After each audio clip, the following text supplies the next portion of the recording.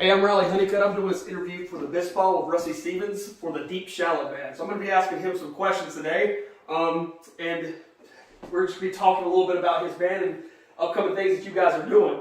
How did you originally connect with each of your band members, Rusty? The ones in the current band. So Rob, the bass player, Chip, the guitar player, and I played in a band called Satchel Foot for 12, 13 years. And coming out of Boone, started the band back then, toured for 12 or 13 years. That's a long time, man. Yeah. That's awesome. We never made it. Well, we gave it hell though, right? There you go. And so with those guys, I had those cats in the band with Satchel Foot all those years, and took a hiatus. Well, I actually started playing after our 12 or 13 years. I kind of realized we weren't going to, be rock stars anymore. We were as rock stars as we were going to get. We were mostly a Southeast band, so we played, all the Southeast. Opened up for Dave Matthews, Hooting Blowfish, Evan McCain, Screaming Cheetah Willies. My favorite band I ever opened up for was the Aquarium Rescue Unit with Jimmy Herring and all those guys, man. That was probably... Those are some pretty big people, man. Yeah. So, I felt big for a while. Took just things didn't pan out like we wanted it to pan out, but we gave it hell and we had fun and it was a wonderful experience. And then as that fizzled out, I started playing drums in a band. I decided I wanted to be a drummer, so I took lessons for 2 years under a guy named Donnie Marshall, and then I got to play drums for 2 years in a band. And then our bass player quit. Drummer they wanted me to move over to bass, so I did. And so that's where Rob and Chip come from. I continued to play there, then took a 5-year hiatus, basically. And in that 5-year hiatus, I saw Mike Van Hoyt play. And yeah, I was going to ask a question, man. What made you want each of the people that are in your current band right now? Well, Mike, I saw him play, and he blew my mind. He's a finger picker. I could tell he was special. We call him the unicorn, man, because he's special, man. And so I spoke to his drummer at the time, and I was like, man, you think that guy will boogie with me? He's like, yeah, man, call him up. So he came over and jammed with me one time, and we did a lot of my originals. And he had never really, I think, played someone else's, he played other people's originals, but not somebody that he knew. And so we had a really good time, man. It was great, it was fantastic, but I wasn't ready to play again. So I just kind of let that fizzle. And then about, that was probably 2010. Yeah. And then 2014, I looked at Julie and I was like, I'm ready to boogie again. So I decided to get back out playing and was just going to do some acoustic stuff. And I asked Mike to play with me. And so Mike became, in my little band. And that's kind of what he and I were just doing some acoustic shit, but also still writing and playing original music. And Chip, who was with Satchel Foot, he and I have been playing together since 90, 91, I don't know. And I always told him, as long as I'm on stage, you're on stage. It's up to you. Yeah, so you have 3 of your people in your band right now that were in Satchel Foot. Yeah. That you've been playing with for forever. Forever, yeah. So, and Chip, I was just like, at that time, I was like, no matter what, bro, if I'm on stage, you're on stage. And Chip's not the kind of guy that's just going to go find a band. He digs what he digs, and he and I have been together since 90, 91, somewhere in there, and it's a special kinship. And so he would come down and boogie with us, and if Mike and I were doing a show, I would always give Chip the option to come play. And then Chip would say, yeah, I'll come down. Or, hey, I can't make it, and that was fine. And then somebody asked us to play. They wanted us to be second to the last band at one point in a festival called Mayfest. Okay. And I was like, man, we're an acoustic act. And you want me to be second to last with 3 bands before us, full bands. And I said, man, I can't hold a crowd like that, dude. And they were like, oh, man, you're a great front man. You can sing, you get the crowd pumped up. And I was like, I hear you. However, it's going to dive because we've been playing, you've had 3 bands, and now you're going acoustic. I was like, nobody's good enough to hold a damn acoustic for an hour and a half.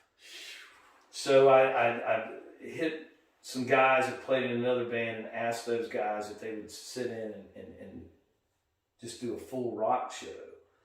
3 songs. I was like, I just want to end it on a high note to bring it into the next band. And we hit it off so well at the time that we learned like 6 or 7. And so we played damn near the whole show. It was like an hour and a half show, and we killed it. It was great. And so I was like, well, then I got kind of maybe I want to be in a full band again. That's awesome. That's an awesome way to freaking get back into it. Yeah, I've been doing this acoustic thing and it's fat, it's awesome, but yeah. Now you got a drummer, bass player, now you're rocking. Now you're getting. It's a whole different playing field at that point. Showcases the guys, they got to really have a good time, So that's what sort of started the Deep Shallow thing. Yeah, that's awesome. And well, Mike and I had to find a name for us acoustically, and I don't know where I came up with Deep Shallow. I just came up with it, and I was like, I'll just be Deep Shallow Band. And yeah. People would come up to Mike, and they would be like, what's this Deep Shallow shit? He was like, well, he's deep and I'm shallow. So you got Mike and you got Chip, and then you got Trey, right? So Trey, the whole Trey thing. Yeah. So tell me about that. We did, we played with those other guys a couple times, and they're great players. Dave Rickard and Mick Fava, and they play in a band called Maytone, and I call them kind of a sister band, right? Because we work really well together. The two bands together play really well, and we kind of have the same crowd. It's different music, but it mixes really well. They're a great band, and we're a good band, and we go out there and play together. So COVID hit, and it just sort of, things died out. And at that point, I had some other ideas of what I wanted to do, and I always wanted to play with Trey. I met Trey 32 years ago. He was touring in a band called Dalai Lama, and I got to play with him in Dalai Lama quite a bit, and I got to play with him when I moved to Charlotte. We got to open up, or we did, dual gigs with a band called Muscadine. It was really big at the time, signed to a record deal. They were awesome. And Satchel Foot played with them a good bit, but just always, Trey and I had kindred spirits. We've been, I would say best friends, but damn good friends for 32 years. And during the whole COVID thing, I knew I was building this house, and I knew I was going to build this room that we're in. And I was like, hey guys, once I get this room done, I got some songs written and I want to do an album. So I'd like you to play. And he was like, all right, man, I'll do it. And I was like, he sat in with us probably one time with Satchel Foot. The guy, he hears music, man. I mean, he hears it so much that for the time that we were opening and playing together back in the day, when I had him sit in with us for just a 1-hour gig, years and years later, it's kind of a little one-off, I fucked up a song. And he stopped, he's like, man, you fucked that up. And I was like, how did that? So he heard it. Yeah, every band needs people like that. But he heard it immediately, So I wanted to play with Trey, and I had to wrestle him down and get him out of retirement. I mean, he really wasn't doing anything. He started boogieing with his old guitar player, doing some recording back and forth. His old guitar player played in Georgia and stuff. And I was like, man, you need to be on stage again, man. You need to be boogieing, and I would love to have you. And we did it, brought him in, and it really mixed it. I don't think he thought it was going to be that good. I think he just did it to be my friend. It's like, all right, I'll just boogie with him. Because in his mind, we were a jam band. Yeah. And not a song-oriented band. And I've always told people we're a song-oriented jam band. Like we can jam and we can get out there and play, but we do have songs. And I just don't think he really had taken a deep dive into my actual songs. And he was impressed with them, which made me feel fantastic. And so from there, he was like, I'll do it. And it just all came together. It came together nicely. So you got everybody together, and like, what? How would you describe the sound of y'all's band? What's the sound? Well, I would first say getting everybody together was getting Rob. Bringing the bass player back from Satchel Foot. Rob and I had played together so long. We were so comfortable together, and he's such a great bass player that I knew that Trey would fit right in with Rob. And so Rob was the final piece, really. I talked, but Rob was going to do it anyway. Rob was like, whatever. Yeah. You know, you call Rob, he's like, yeah, man, I'm in. Let's do it. Whatever. And so getting Rob as the final piece, that put the rhythm section together. And to me, the rhythm is the most important part. I had these two fantastic guitar players, one of which I call a unicorn, and Mike, and then Chip's just a monster. And, we would get write-ups back in the day, and they would say to call Chip the awesome guitarist would be the understatement of the year. Or one write-up was, they called him Rip Cooper instead of Chip Cooper. So he's a badass too. And so it was everything I ever wanted in a band. And it just came together. Everybody said, let's do it. And then we got together and we realized that, we're done with egos. We're done with who's trying to be tougher or badder or nicer or whatever. We just said, fuck it, let's go boogie. And we're smiling, we're having a fun time, we're laughing. That's the main thing. Yeah, I think so. And it makes the music better. You can have good music, great music, whatever, but if everybody's pissed off and fighting, angst can get you rumors, right? So Fleetwood Mac could pull that shit off, but most people can't pull that off. If you've got anger and you can make some good songs, but it doesn't last.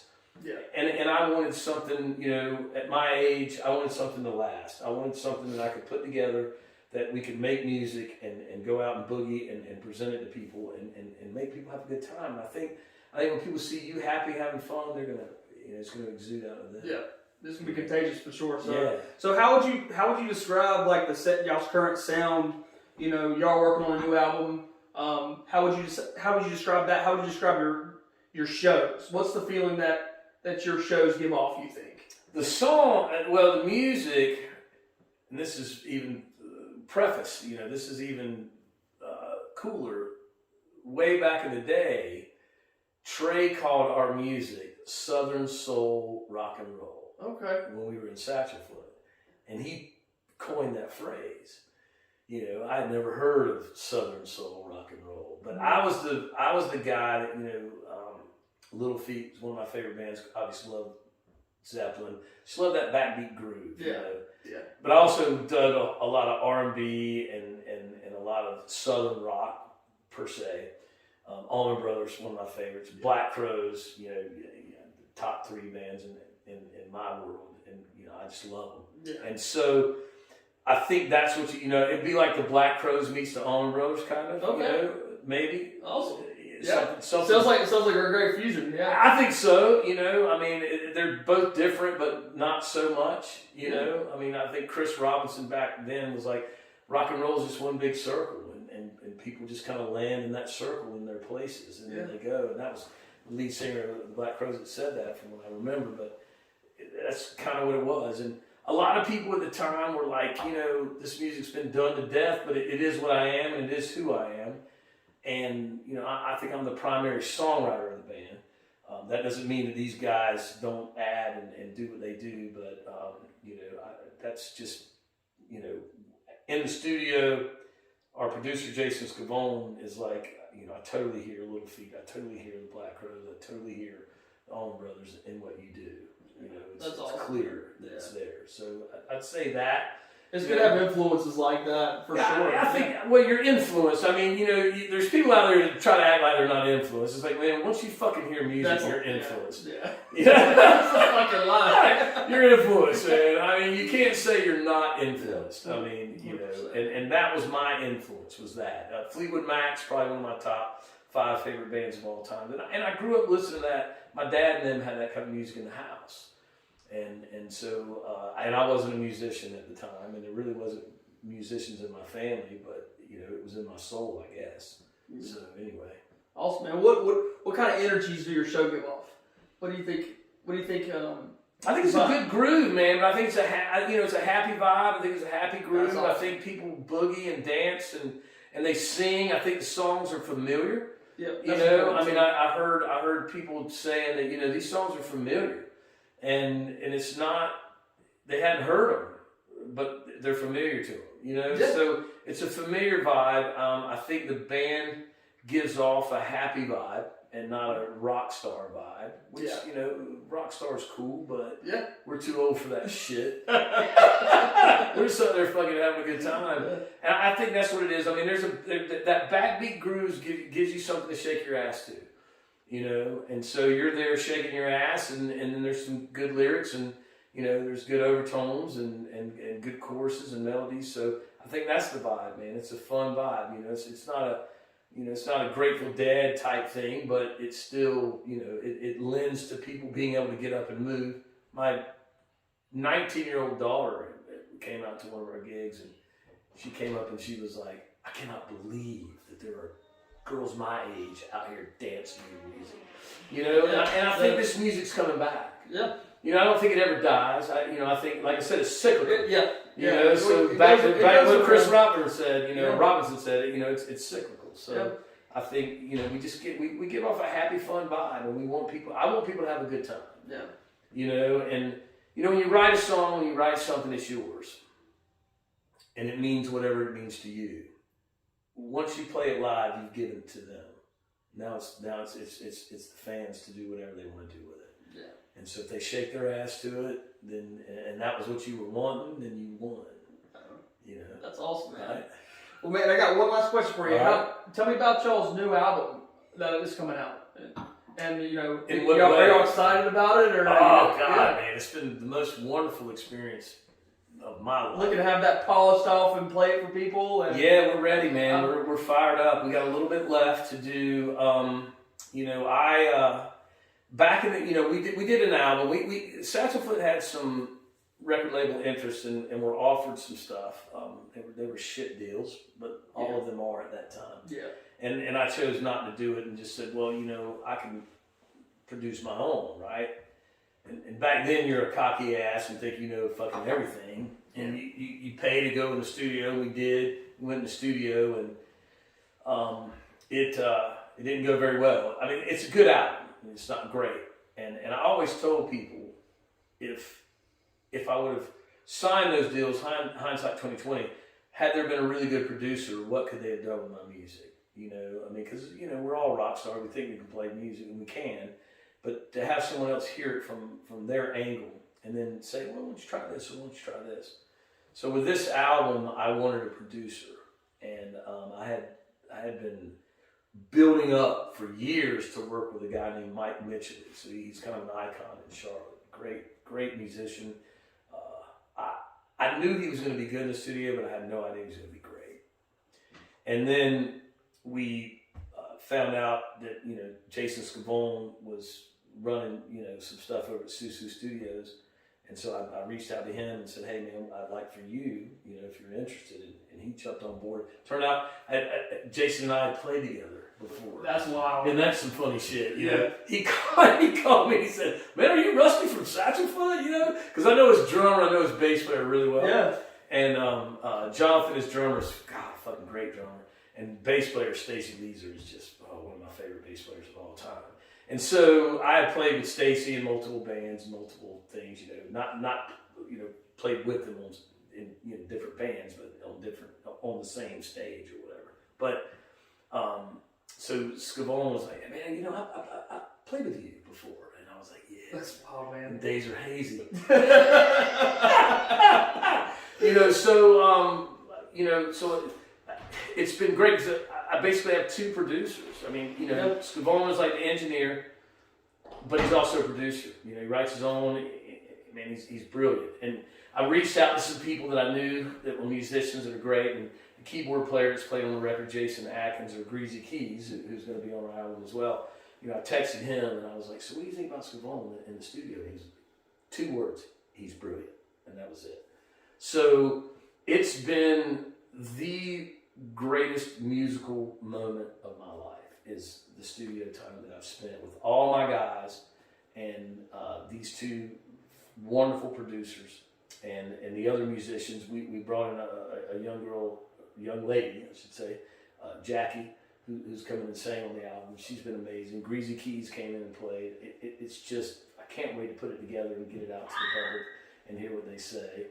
And I think it'll, I don't know, man. Exciting It is not. That sounds exciting. Excitement is not really what you can't put it into words. Yeah, well, no, you showed me a tidbit of one song, and it sounded amazing. I appreciate it. And so we're all looking forward to it coming out, man, and everything. So thank you for answering some questions. Yeah, man. Thank you for having me for a minute. Yeah, For no this problem. little thing. No I problem. hope I answered things well. Try to keep it. I'm a talker. That's okay. That's okay. I needed to talk. So once again, I'm with Riley. I'm Riley Huntington. I'm here with Rusty. I'm here for the Bisball spot, conducting some questions for him. Thank you guys for tuning in. Deep Shallow, man. Yeah. Thank you guys. Woo.